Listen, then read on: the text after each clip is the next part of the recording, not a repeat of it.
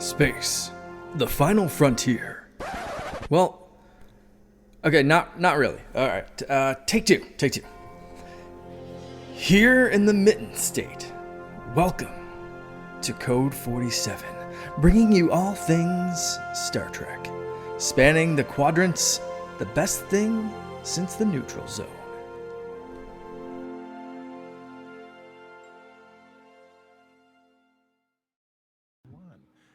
Hey, we are back. This is the Code 47 podcast on the Secret Friends Unite Podcasting Network, episode 109. And we've got a little fuller house this week, which I'm very excited about. Last episode, it was just Peter and myself. I'm very privileged to have a great, I don't want to say stable because you guys aren't horses, even though you're all champions, without a doubt. But I'm glad to have a great team of people that we kind of rotate through. And then as everybody else is available, they kind of join. But I'm very excited today to be joined by returning for the first time in a very long time, my dear friend Kay, all the way over on my extreme left. Kay, how are you today? I am good. Very excited to finally be here. I know. Well, hopefully we will see more of you. But again, that's what is the nice advantage to having four of you missing, not being present today, is that we're able to rotate in other guests, other people we pick up along the way. In the middle square is my steady man, Peter, my chief engineer on the Grand Petoskey. Hello. Hey.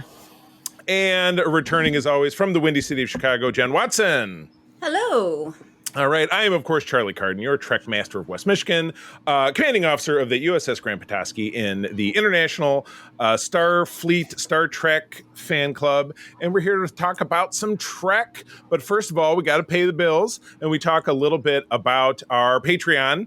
Everybody here has done a Patreon segment with me, including Peter. Just as soon as we wrap up here, we're going to talk a little bit about expanding our conversation about Battlestar Galactica in my The Facts of Geek Life segment. But these fine folks do contribute to making it possible for myself and Todd and Mark and a lot of other folks to make a lot of fun extra content. We have recently revised our tiers, which I'll describe very briefly. If you visit patreon.com/Secret Friends Unite, you can check all of these out. We do have 3 different tiers available to you, the bottom of which just being a simple contribution, digital high five, as my partner Todd Oxford describes it. But we also have contribution levels that get you a little bit of extra perks and that great audio that I was discussing.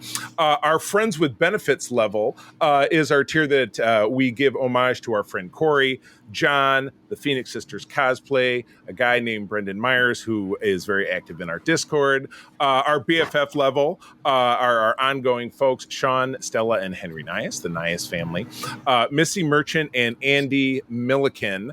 And we are doing a Patreon spotlight this episode on my dear friend Derek Trevelyan. He's a local guy here in Grand Rapids. He's my partner in crime when it comes to collecting action figures. And it's been a while, but we're going to give him his Code 47 bonus of giving him a Star Trek race/job/affiliation. Everybody gets a stab at it. I know we've all had upwards of 3 minutes to think of something. I love it because, you know what, that's the most honest type of creativity, in my opinion. So, Kay, you've done this before. You're a very creative person. What role does Derek play in the Star Trek universe? Well, D. Travoy sounds like a Vulcan name, so I think that he'd be Vulcan. And you tell me that he collects action figures, so I'm thinking that he's very meticulous and very detail-oriented. So that would tell me engineering. Oh, gotcha. Vulcan engineer. Very cool. Peter, who is our engineer over on the Grand Petoskey, what do you think? So I was just going to go with something completely off the other end because I heard collection, and so I immediately thought Ferengi. Yes, acquire. So I immediately thought Ferengi Trader because that's just, it fits for that particular thing. But, Absolutely. Gotcha. And I know this is making Jen super uncomfortable because she would love to have prepared, but we don't do that. So we're just going to jump right in. Jen, go for it. Orion, with all of the sort of other side of the collection and acquisitions and sort of things there. So we'll go with the Orion, and works in acquisitions for the ship. Like acquire. the guy who Quartermaster things. Yeah. I like it. Yes. Very good. Well, I'm going to say that he is a Klingon because I know him. He's a big dude, big beard, plays lacrosse, very strong dude. But I'm also going to say that he is one of the rare Klingons that mirroring, in this case, his real life job, he's in marketing. So he is a Klingon advertising marketing guy, and instead of working for a boat company, which is what he does now, he works for a company that exclusively makes Klingon catamarans, still boats. There you go. Klingon marketing boat guy. They're very spiky. Yes. You can get it. The upper models have that many more spikes. So awesome. Do they have grapplers? Yes, all grapplers. Yes, that is a technology that never goes out of style. There's no doubt about it. No doubt about it. Well, cool. Well, Derek, we thank you, and we give special thanks to all of our patrons. Again, please visit patreon.com/secretfriendsunite if you're listening to this program. Free 1-week trial of any of our audio tiers. Listen to our products, as I said, or our productions, I should say. I make a program that I call the Facts of Geek Life. We take a classic series, a classic season. We break down a few episodes. Todd has a great interview show called Fansplain. Kay and Missy and I have had interview series, which has been on hiatus since the strike, but it'll definitely come back one day, and a lot of other fun stuff. So please do jump on there and check it out. Okay, commercial is over. Let's get to talking about some actual Star Trek stuff. So, in the last episode, Peter and I touched upon the very first segment of the very short animated, very short treks. So this is available from the StarTrek.com website. I've watched them on YouTube. I believe they're very easy to find there. We covered that first segment, and so today we're going to kind of touch upon segments 2 and 3. We've all watched segments 2 and 3, correct? Yep. Mm-hmm. We're nodding and smiling. Very good. We did our homework. I love it. I know I'm such a school marm. I apologize, but it just comes naturally. So episode 2 was Holiday Party, and this focused around a Strange New Worlds era Spock with the return of Hemmer, who was one of Peter's favorite characters, certainly from Strange New Worlds, doing a little aside where he's trying to, I want to set the stage. Kay, go ahead. All right. Well, so basically they're having a holiday party and Spock has been in charge of the entertainment. And so he has decided to create a blooper reel because he thinks, or he says that according to humans, when we screw up, it's funny. And it just becomes more and more atrocities because he doesn't understand humor. So there ends up being like ships exploding. And I think someone got like cut in half and the transporter and all of the crew was like, oh my God, Spock, what the hell? And here's T'Pring breaking up with me. And that was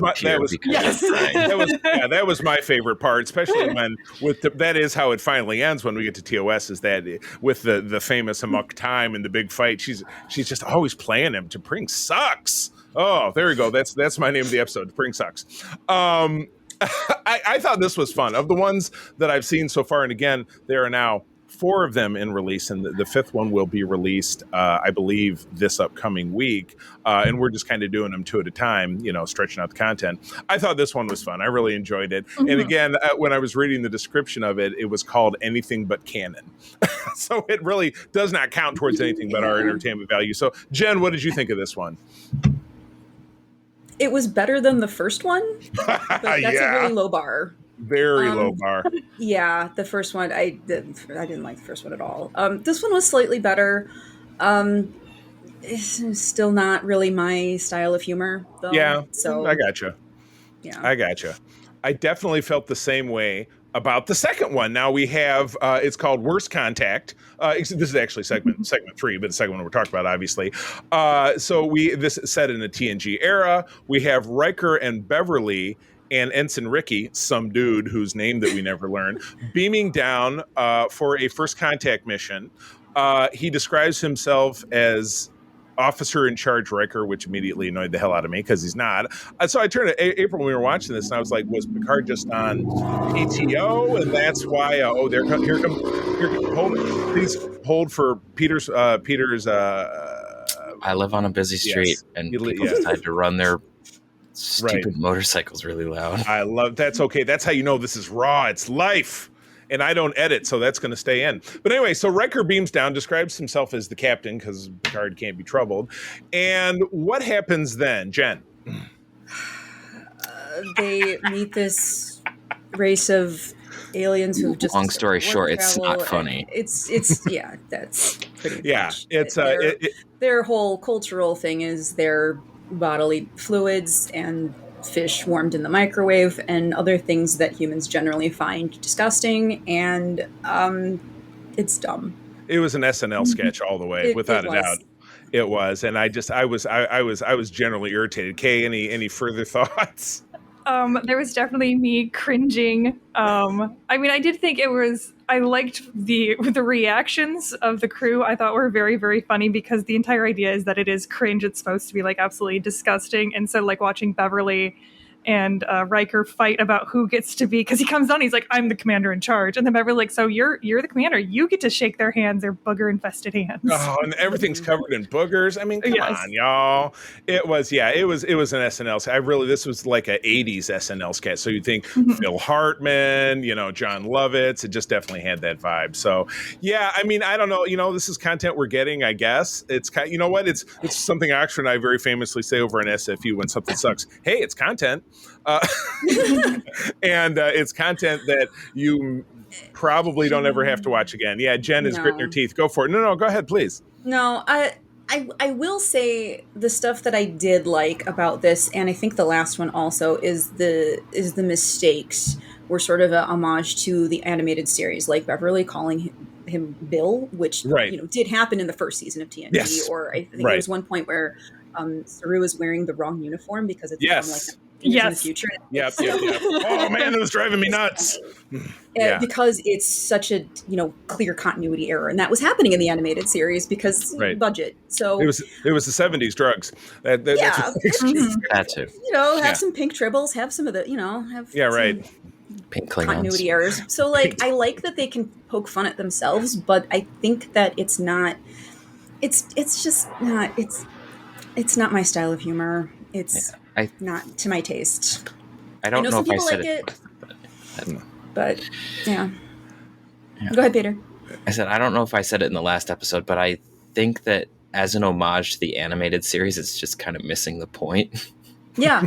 Because like the animated series, as corny and cheesy as it was attempting, emphasis on attempting, to be real Star Trek, and this is just like poking fun of all the screw ups. It's and it's like I get it, but it's like the animated series was trying to be something, and this is just like animated series dumb. And it did actually have some legitimately good episodes. That's true. You can poke a few out of TAS. Still. Yeah. I think it's small, but it's a Yesteryear, which was one of the first episodes, is great. Like, as we said, there's like a handful, still like there's a handful in TNG season 1. Right. But, it's more like a maybe 2 fingers full. There we go. Yeah. I'm just saying though, it's kind of, it's just like, we're doing an homage to Star Trek animation. It's like, you're not really. You're just trying to be dorks because you can. Don't use that as an excuse. Just say you're being dorks. Just go for it. Not really landing the mark. No, I gotcha. Well, cool. All right. Well, let's move on. Let's talk about something that we hopefully can all get behind, which is talking about Lower Decks. Now, we are in, obviously, season 4. It always blows my mind that we're in season 4 of the show. It just feels, maybe it's because the seasons are so short. And then, obviously, in segment 2, we're talking about Star Trek The Next Generation, which full hour-long, 26 episodes made the whole season. This is 10 half-hour episodes. It's just like, little bites, it's like it's a little easier to get through. So anyway, okay, so we're talking about episodes 3 and 4 this week. Kay, if you would be so kind to kick us off talking about episode 3. Yeah, so you have season 4, episode 3, The Cradle of Vexilon, and that is Boimler leads his first away mission on an alien megastructure. And I was very, I don't want to say pleasantly surprised, because I come to expect there to be good content. I was curious as to how things are going to shift with all of them becoming like lieutenants or, having that rank change.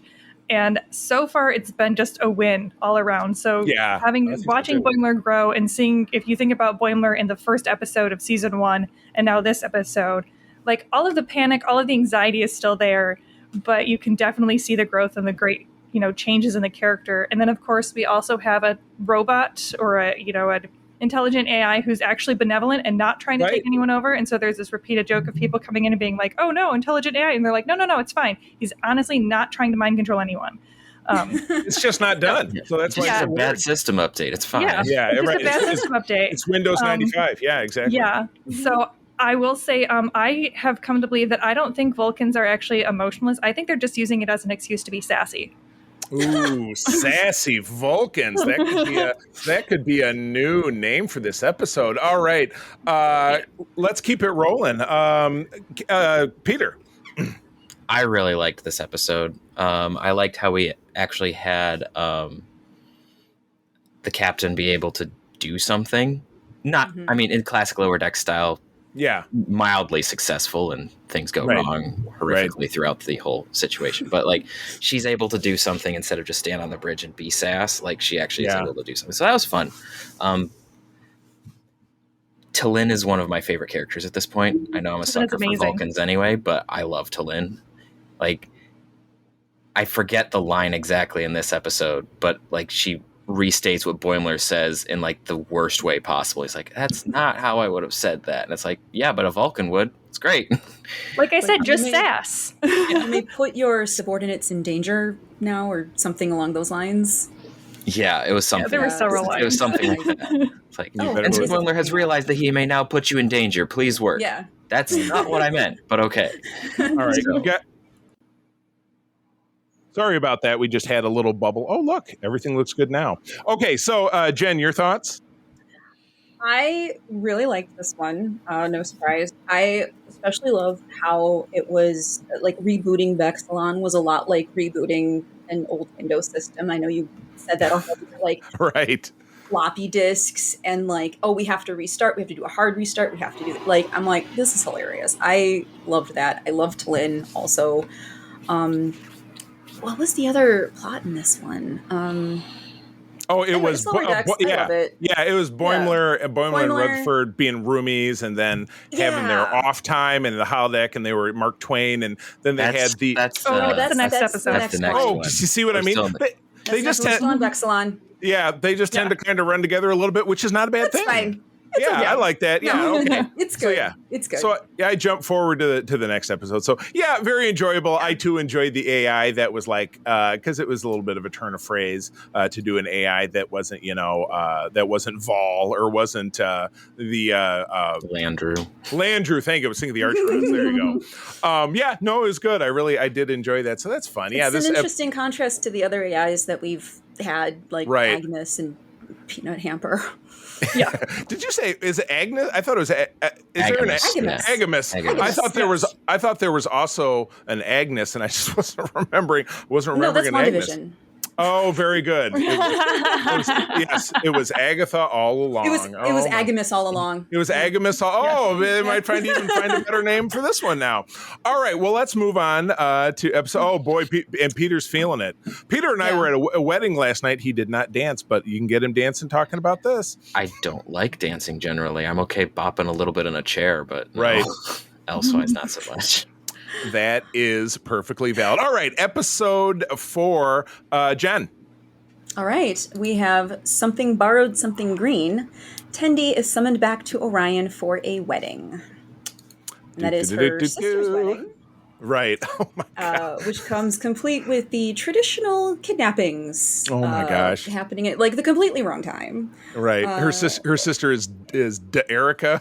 Which is a great alien name because it's I know. I loved this one a lot better than the last one. Not that the last one was bad, but this one just had so much heart and feeling to it, and it just like we learn more about Tendi. We have not known anything about her, so it was really cool seeing her backstory and like how Starfleet inspired her to do something different with her life and to I don't want to be the pirate. I don't want the family business. Yeah, we're rich, but like, we're not that bad. And T'Lyn was great in this too. Mm-hmm. Taking her notes and just tossing them out because it's unethical to do this without the consent of the subject. Right. Consent matters. I liked a lot about this one. Mm-hmm. I enjoy, and then poor Mariner, who was, she was almost really the third wheel, but she was the foil. Like 6 times. Yeah, she was like, I got stabbed during the daddy-daughter dagger dance. Fun thing was she ducked behind a console near the end, and it ricocheted and still got her. Yeah. She's behind the console going, "Oh, come on!" Oh no, I'm enjoying that. They're hitting all the good notes. Talin is such a great new character because it's a great spin on Vulcans as a race. But as Kay has pointed out, the sass is strong because we all know that Vulcans suppress their emotions, but they do just kind of let them sneak out in little ways. And the Orions are kind of the same. Like, well, Orions never lie. And then there was Tendy's mother, and she's the father's like, oh my God, yes, of course we do. So yeah, it's all about perception and kind of what we put out there between those two races, I think. So I'm having fun. And again, I've been privileged because the good folks at Viacom did share a screener with me. I've seen the first. It was weird they sent the first 8 of 10 episodes, so I don't know what happens in the last 2 episodes, but it's probably gargantuan. So get yourself ready, because that will be upon us kind of before we know. Big cameo, and they didn't want to ruin it for you. Probably so. That sounds fair. So okay, any further thoughts about number 4 or about these two together before we kind of wrap things up? I was, like Jen said, I was really, really excited to see continuation of Tendy's. We got the kind of girls' trip volume 1. The first time around, and that's when we got to hear about how she's the daughter of the winter constellation. Yeah, that's the one. And, and it was just like this little nugget. And I was like, oh, I hope that wasn't a throwaway thing. And it's, again, one of those wonderful things about Lower Decks where they'll make those weird things that just seem like these asides, and then they'll come up with this huge backstory for it. And it was just, again, Talin is just really, really amazing. They're expanding the Lower Decks cast, which, they had such a great dynamic to begin with. You have to be really careful when you're bringing in an additional character, and they've done it really, really well with Talin. And just seeing her, especially with that kind of like girls' trip kind of camaraderie, and then you had like kind of the boys' trip, with Boimler. And, right. In this one. Yes, this one was the one with Mark Twain, and they even try to like force the captain in with some random alien that they're trying to do because there's a phasing nebula, Star Trek stuff. Right. And it was really fun to watch both of them and to see, once again, how Boimler, they always solve through like diplomacy and compromise. Instead they of always violence. do, though. They did in the they did because they had the game in that the Mugado episode. The one with the Mugado. Yeah, exactly. Right. And that's what it felt like. It was harkening back to the Mugado episode with those two as well. Right. Good stuff. I love it. Cool. All right. Well, with that, we're going to wrap up segment 1, and Kay is going to be taking her leave. So awesome to have you back, and hopefully it's not a rarity, not an isolated incident. But that's the beauty of having all you guys on as kind of our big chorus that we can rotate in. Everybody's got a great, unique voice, and I really love it. So, Kay, where do people find you out there?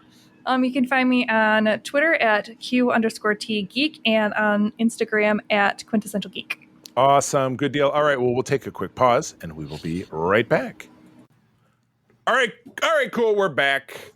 That was awesome. Love talking about Lower Decks, but we're going to get back to the classics, talking about season 4 of Star Trek The Next Generation into season 3. And I will admit, we're kind of, because we're in the back half of the season now, in my opinion, we were kind of starting to run into potentially a little bit of a creative lull. I don't know. That's we can discuss that as we break it down here. So, all right, Jen, if you would be so kind to tackle segment number 15 of the season.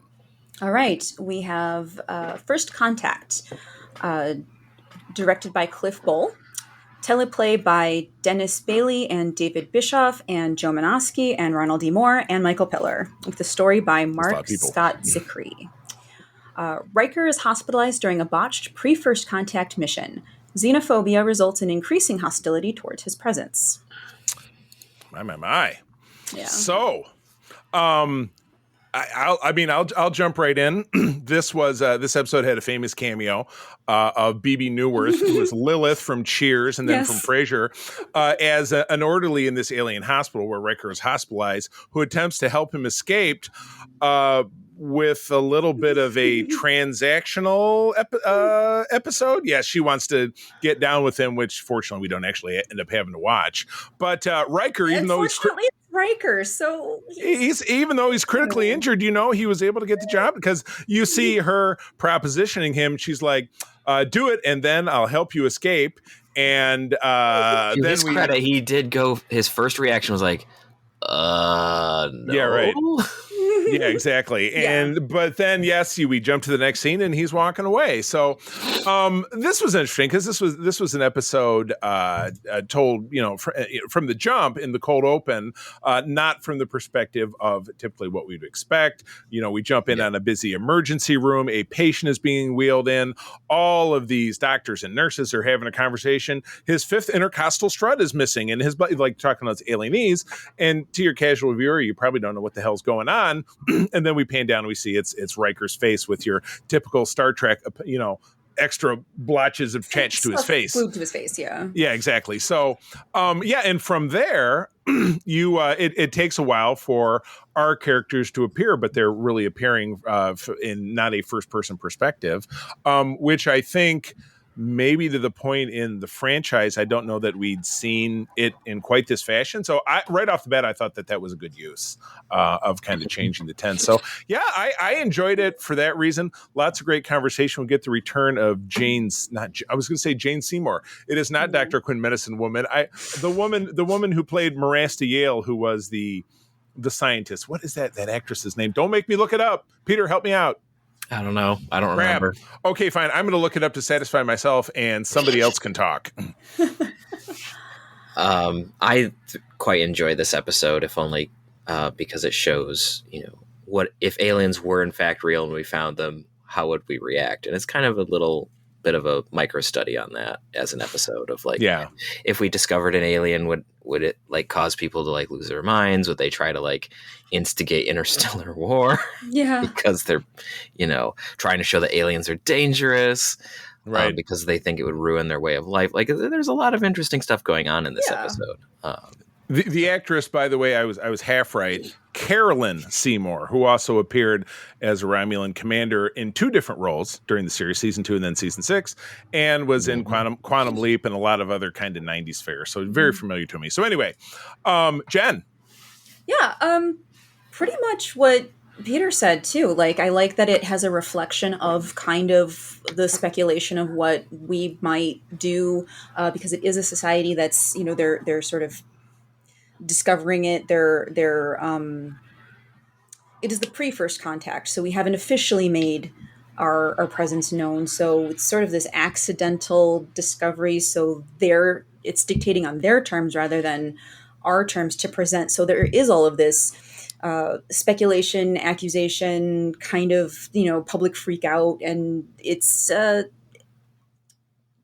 not a freak out exactly, but the concept of the freak out, and what might happen. So, yeah, it's good. I enjoyed this one.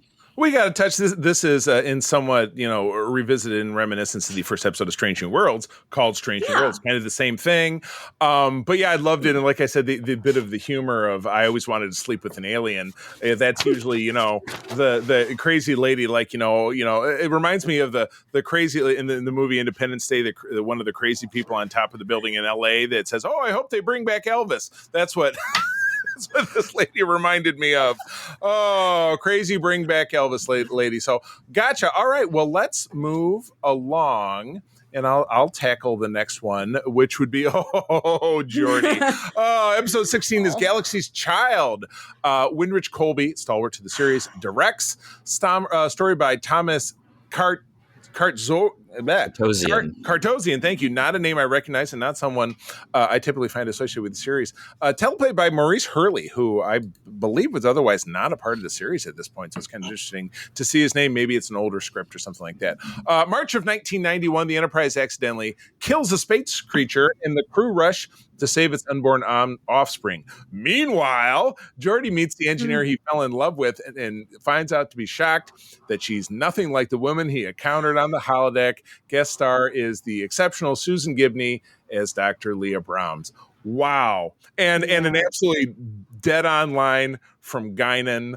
Obviously we've set the stage with the fact that in the episode Booby Trap, which was last season, which coincidentally Peter and I mentioned during the sequence of Booby Trap, here's a little trivia for you. The star date given by Worf's son Alexander as his birth date would have taken place during that episode. So I think that's kind of cool. Because I read that somewhere and my brain retained it for no good reason. But yeah, I love this one of these, and it's funny. This is more, I think, salient in this day and age, like online dating. I mean, I've had that. The only good online dating experience I ever had was meeting April, but I had a lot of really crappy online dating experience. Jen, I don't know if you've dabbled. Peter, I don't know about you, but holy cow. No. It is, well, good for the both of you, because it's a jungle out there. I'm sure any friend you've ever talked to has had a bad experience, I would imagine. From my perspective, it reminds me more of a parasocial relationship that we do have with people online. Okay, that's true. Someone has, a celebrity that they follow, or, a YouTuber that they like to watch, or a podcaster they like to listen to, and they think that they have an understanding of what this person is like. And, the recreation of Leah Brahms on the holodeck in Booby Trap was not actually her personality. That was more like the ship sort of talking to Geordi. That's how I've headcanoned that. The ship had a crush on Geordi? Flirty with Geordi? Yeah, I guess so. I mean, if you go based on how the ships have been treated, they do have personality. So yeah, oh my gosh. Oh boy. That's my headcanon. That's I can dig that. But to bring the real Leah Brahms in, and Geordi's like feeling like he knows her, but he doesn't, because of it kind of speaks to some of the things that you hear about some celebrities saying, not that he's a stalker necessarily, but he just has this very false idea of who she actually is. And of course she's offended by that, because it's a use of her likeness without her permission. And this also talks to like some of the AI and deep fakes and stuff that is going on with some of the actors and the stuff that they're striking against. So it's it's weirdly prescient, because all of these topics didn't exist when this episode first aired. I mean, yeah, some of the celebrity culture, but not to the extent that it does in this one.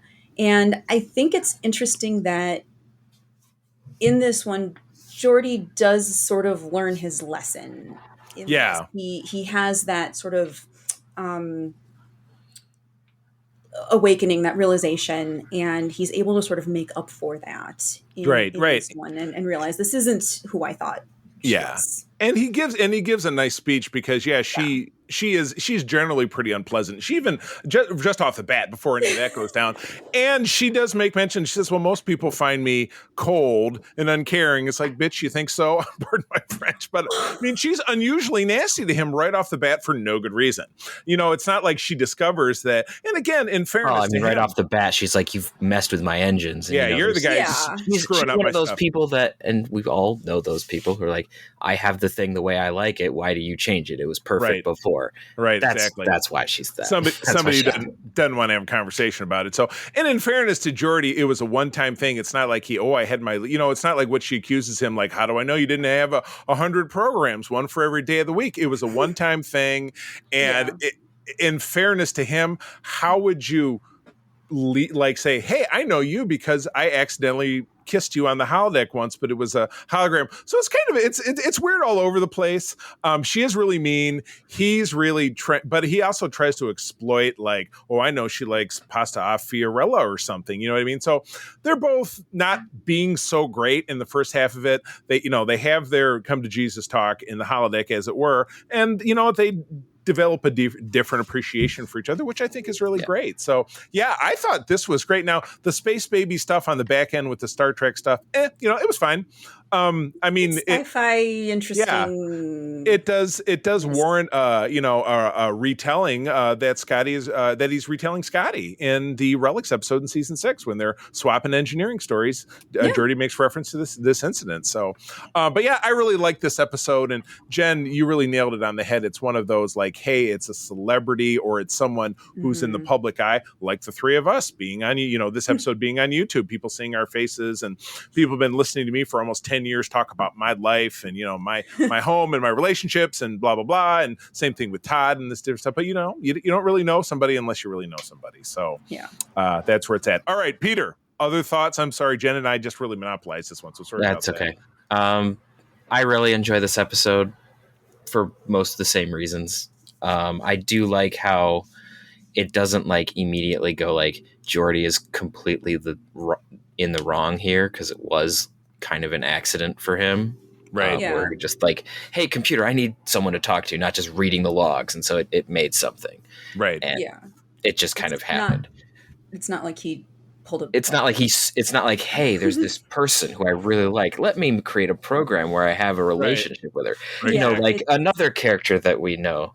Created multiple versions. Yes. Oh, no, not Minuet. Oh, no. or Janeway with Michael Kelly. Oh, Barkley. Oh, yes. I was thinking in the TNG contest, Barkley. Yes, exactly. I am the goddess of empathy. Oh, yeah. Wow. Yeah, so if we're looking at like violations of that variety, comparing apples to apples. This is like innocent cut by comparison. Oh my gosh. And then just if I could, before I forget, my beautiful line when Geordi is having a heart-to-heart with Guinan, again, Whoopi Goldberg being such a pivotal part of the show, certainly during this middle run of it, when she says, well, maybe you met her when you were wearing your other visor on the holodeck. And Geordi goes, Guinan, it's the same holodeck, or it's the same visor.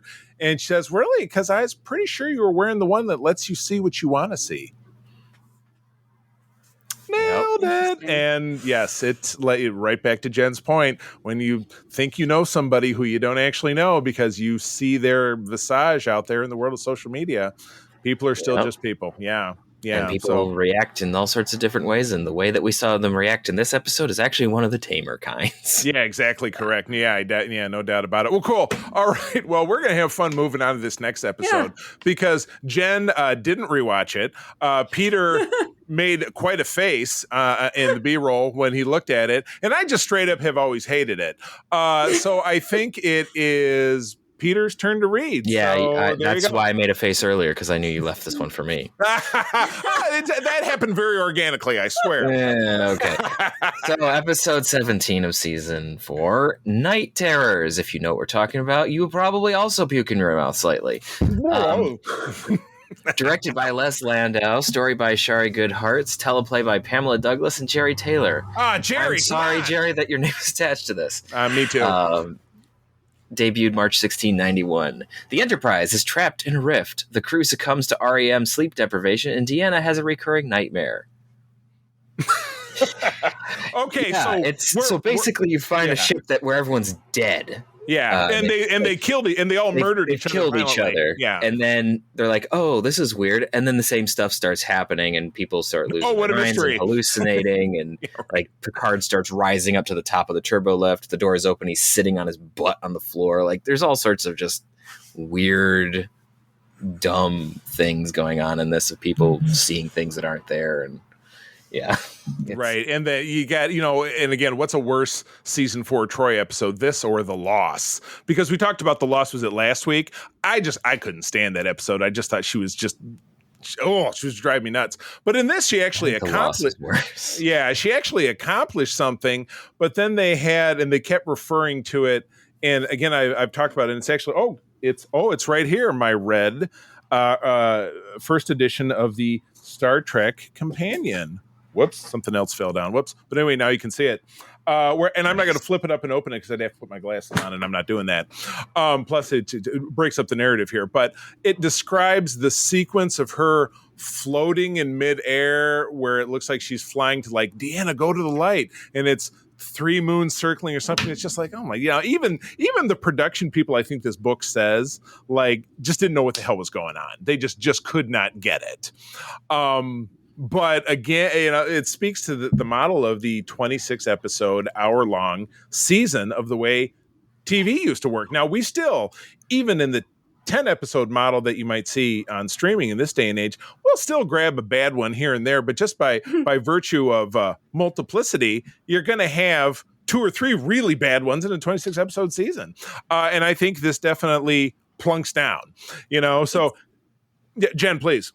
It's interesting that you bring that up because I have an article on Screen Rant about the best 5 minutes of the 10 worst Star Trek episodes. And by the way, everyone, if I might, when she says it, it means that she wrote it. Our Jen is an esteemed Screen Rant writer. We're very proud of her. But please go ahead. Yeah, so this one wasn't one of them, but I do kind of bring up the point that no one intends to write a bad episode.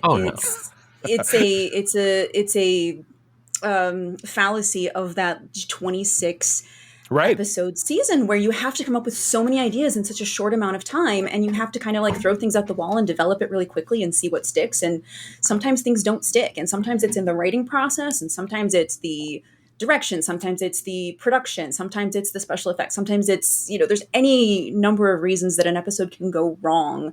So something that is intended to be at least decent, like I said, no one wants to write a bad episode, no one wants to make a bad episode. You hope that they're all going to be good. Right. So for anyone who does find a bad episode, and I'm sorry I did not rewatch this one, but I challenge you to find the best 5 minutes and find what is the core idea that just didn't really make it to the final product.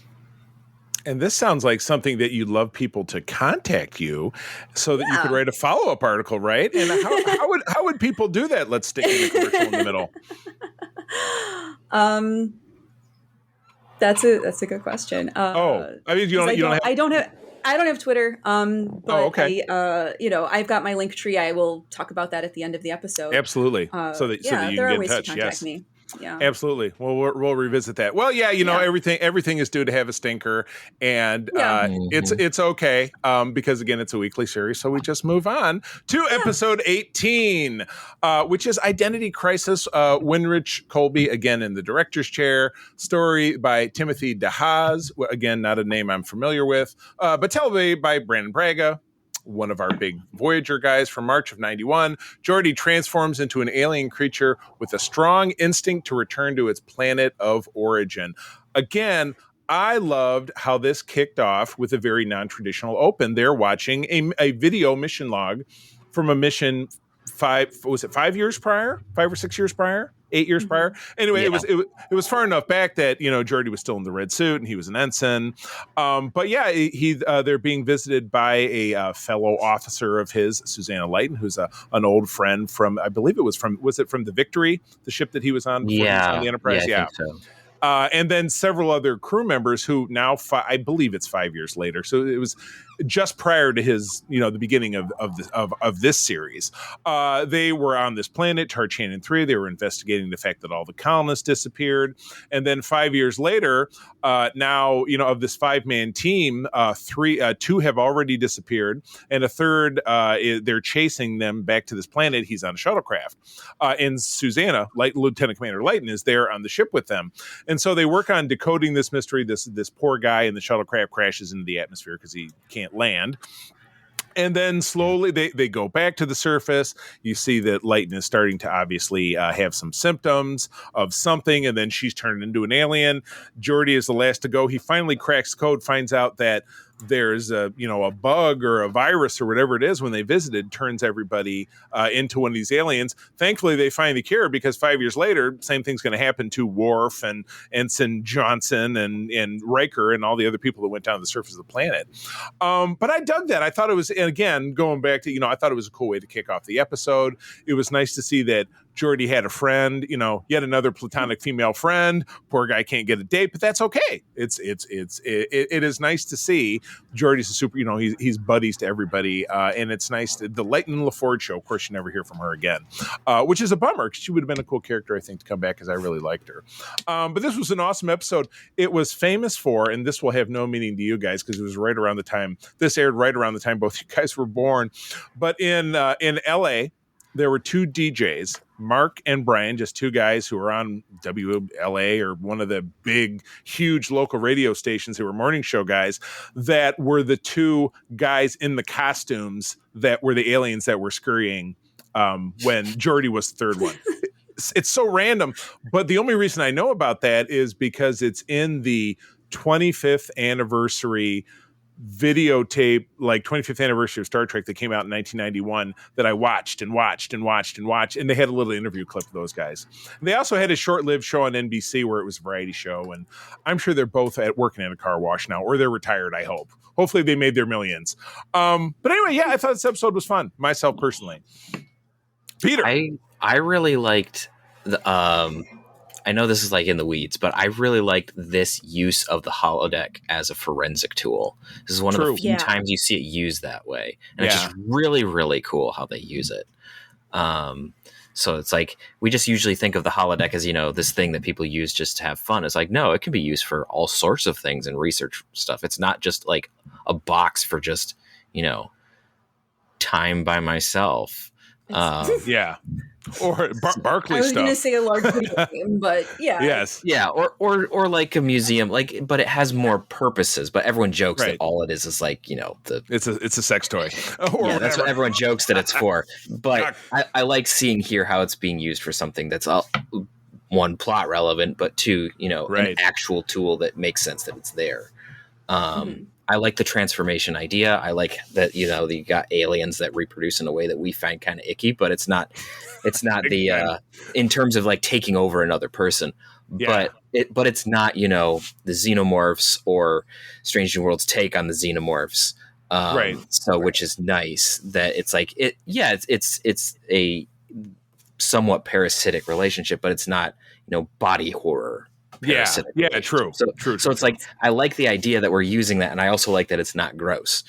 So big time, without a doubt. So she's like that on Voyager too. The Harry King one, and then there was the one that took over like the dead people. There's a couple that do it. This I think was one of the first. This was one of the first ones that did it.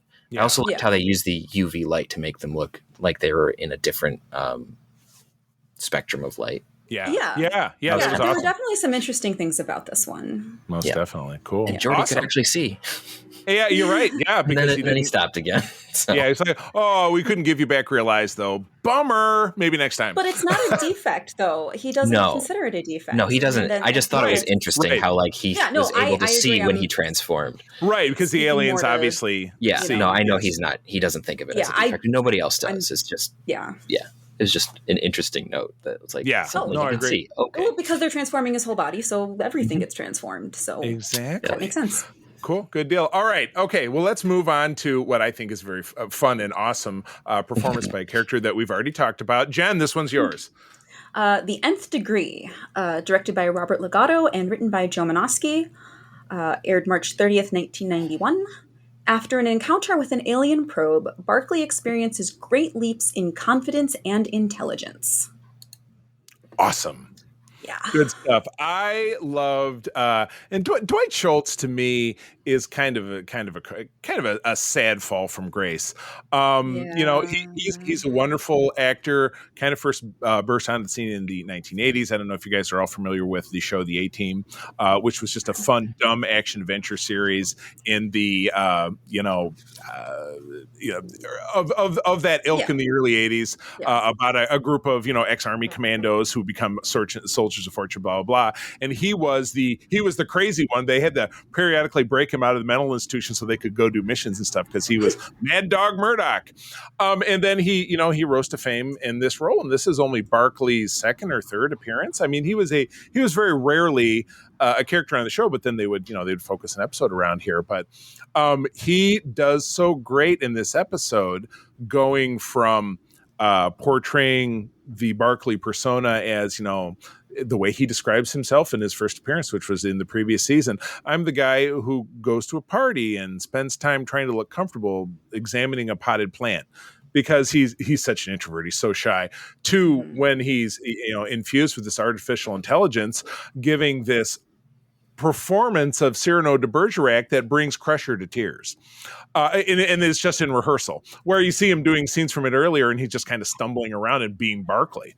I thought that was exceptional. And to further what I had said before, it's a real shame that in his personal life, Dwight Schultz is so heavily right wing. He's so political that he's essentially gotten himself canceled from popular culture from a lot of things that he's kind of said and done. And I don't recall a lot of them. I've read some quotes, and they're really very unpleasant. And that's a bummer. And it's why we're not likely to ever see the character again in either live action or but it's a possible you could see him in something unless like they Lower recast Decks. him. Recast, exactly. So, but I thought his performance, his kind of nuances in this episode really made it a winner. I was really very impressed by this one. So, Jen. I think that, Barkley is the sort of character that a lot of people do relate to. And I think that who doesn't want the magic pill to help you be more confident and help you be the person that you want to be? Obviously, this gets taken way too far. Right. Yeah, I like how they actually bring this back up on a Lower Decks episode. They reference this by, the computer coming up and being attached to the computer and everything for the same. It's a similar message, but in a more comedic way. Yeah. But it kind of comes down to this idea of you're fine as you are. You don't need to be someone else. You don't need to be this, person that you think you have to be in a certain situation, because who you are is good enough, neuroses and all. Yeah. So yeah, absolutely. It's a good message to eventually have. It's kind of, I don't dislike it. I dislike Dwight Schultz very much, though. So it's what it is. Right. People are still people. It's the same thing with actor Stephen Collins, who was Decker in Star Trek: The Motion Picture. I liked his character very much, but it turns out he was he was convicted of something absolutely awful, and he's off the radar for life. So unfortunately, just like we were talking about in an earlier reference, people are still people. They're not the characters that they portray or the presence in popular culture that we see them. So it's a rough one. Peter, your thoughts? I just have to say one thing. As much as you guys might disagree with Dwight Schultz, let's not bash him too much. There's people I disagree with, and I don't say too much about it. So I don't know. It's been said. But anyway, I'm just saying, just because someone's a little bit more conservative, let's just not smash them. All right. I'm just going to leave it there. So let's actually embrace IDIC. Yes. And let's focus on the performance. Absolutely. Exactly. So, so sorry, that was just bothering me. Had to mention that. That's okay. Anyway. That's fair. Everyone's entitled to their opinion. Very true. Yep. So I really like this episode too. Barkley's a fun character. I can't say much more than what Jen did about the recognizing that there's value in yourself. That's really good. And this is just a great episode. And of course, when Barkley's in there, they just amp up the stupid because that's Barkley. So play to the strengths. Yeah. He's a gooky guy, and there you go. So it's enjoyable. Most def. Awesome. Well, let's finish strong with one that I know is one of Jen's favorites. So we will probably let her drive the boat on this one. But Peter, the read is yours, I believe. All right, episode 20, Cupid, directed by Cliff Bull, story by Randy Russell and Ira Stephen Bear, teleplay by Ira Stephen Bear, aired April 20th, 1991. Q returns again to test Picard's love for an old flame because he's doing something nice for him. Right. Q wants to do something nice for me. I'll alert the crew. Was that this episode, or was that? That was this episode. Oh, Jen, it's all yours. This episode is delightful. It's silly. It's fun. This is the Robin Hood one, and it's some people remember it as being like a holodeck episode, but it's not. It's all Q doing Q stuff. This was one of my sick day episodes. I've mentioned that before on the show, where I had the tapes of the things that I've watched over and over. And this is a comfort episode for me because it's just so goofy. It's the Worf is not a merry man, as everyone knows. I have that quote on my wall. Yeah, it's memorable.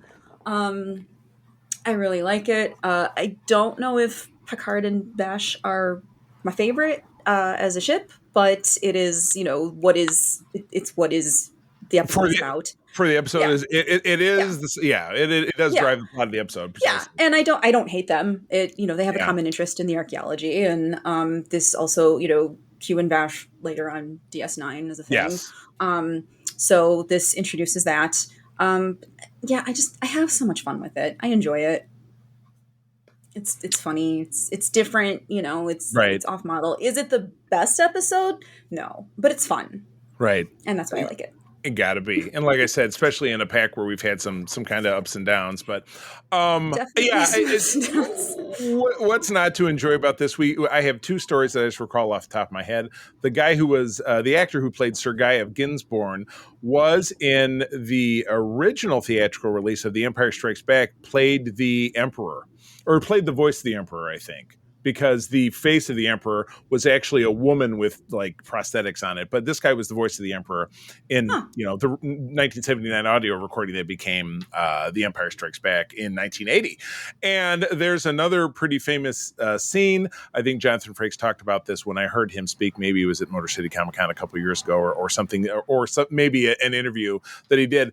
But during that fight scene with the bow staff, he was doing one of his own stunts, at least for this particular take, and he hit it and it splintered and jammed into his eye, and he had to be rushed to the emergency room. And it was later at night in a shoot, so he was rushed to an emergency room in North Hollywood in the outfit.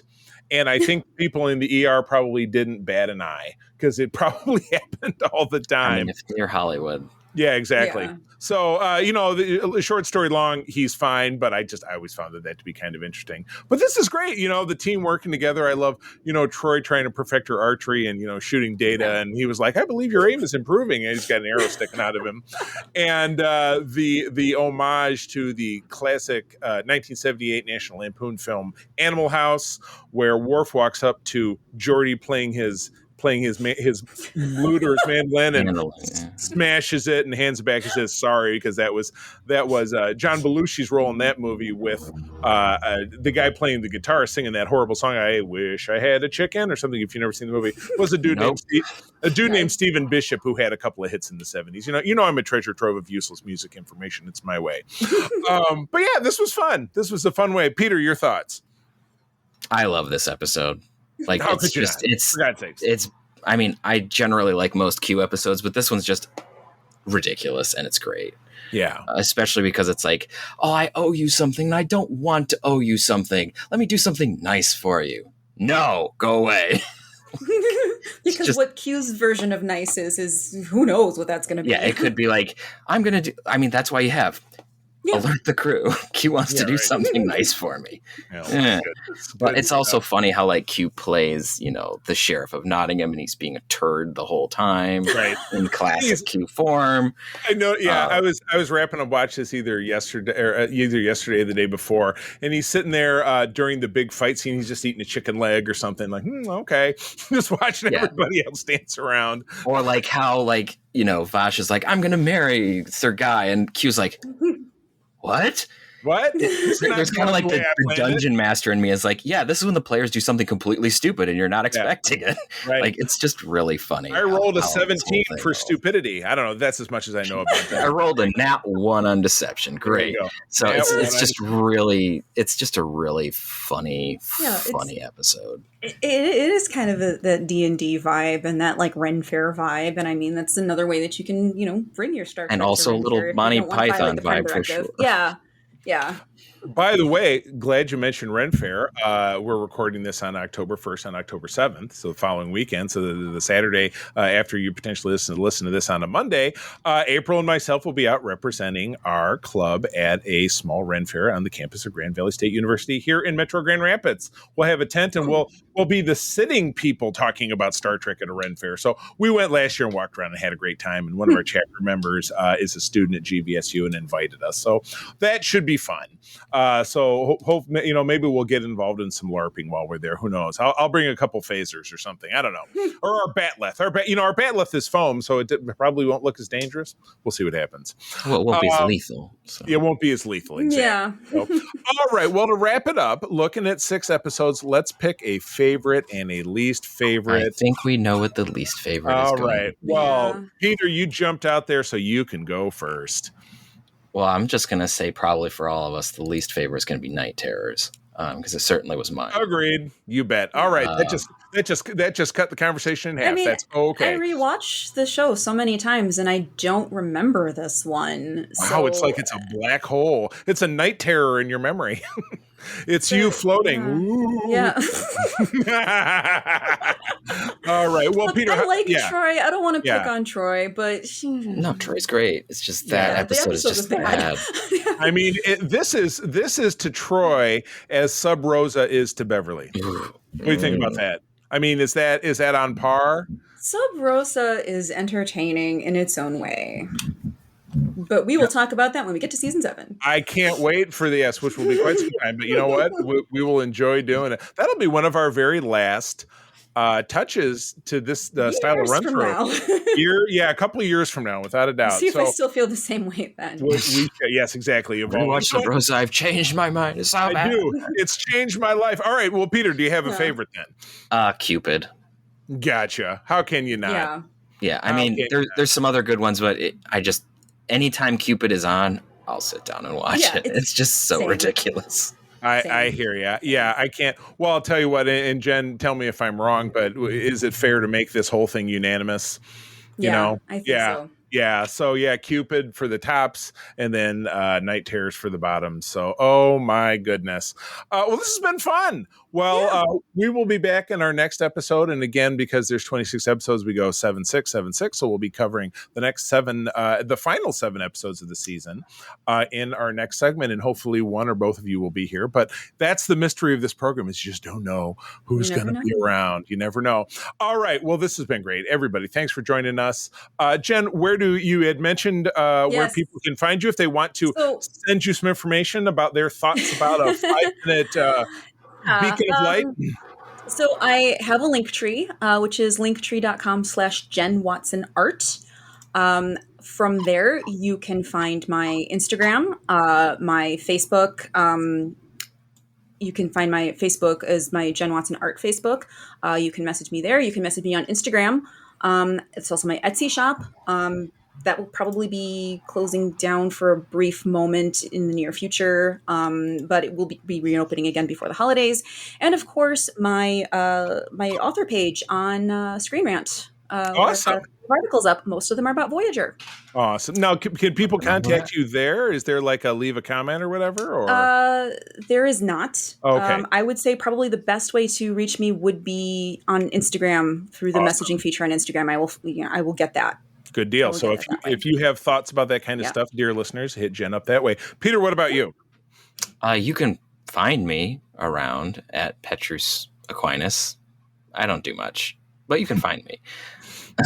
and you have what's the production thingy that you're in that you've talked about in the past? Oh yeah, I currently play a Vulcan chief engineer on ELH's YouTube and Twitch channel. I will actually be transitioning over to the Game Master for a little bit, so I'll be running fun. Stuff, all right, so be sure to tune in. We'll see if it goes bad or not. It's the only one way to find out. Players will decide what players will decide. Exactly. It could be great. It'll be great either way, but it could be disastrous. Who knows? That's awesome. Sometimes the disastrous campaigns are the most fun ones, though. Yeah. As we say, the complications are what make it entertaining. Right. That's entertainment, folks. And you can find me over on X/Twitter at the C3. Just go ahead and spell it out. Trying to spend a little bit more time on Instagram and then over on Threads. Extra's kind of poking me to do that. That would be at my Facebook style handle, which is at C3 Carpenter. You got to spell that out too. My wife April and I, and Peter is also a part, run the USS Grand Petoskey. We are one of the biggest chapters of the International Star Trek Fan Club in the world. We're based here in West Michigan, but we've got chapters all over Michigan and Eastern Canada, as I am the person who also heads up the region. You can visit our Grand Petoskey Facebook page to reach out if you're a Trekker in that neck of the woods and would like to meet Trekkers near you. We can help make that happen. Friends, as always, thank you for joining us. I'm going to tell you that sharing is caring, and keep on trekking. And be the Starfleet that you wish to see in the world. Peace and long life. This podcast is part of the Secret Friends Unite podcasting network. Visit secretfriendsunite.com for more great shows, articles, news, reviews, and more. Secret Friends Unite podcasts are available on Apple, Google, Spotify, and other podcast services around the world.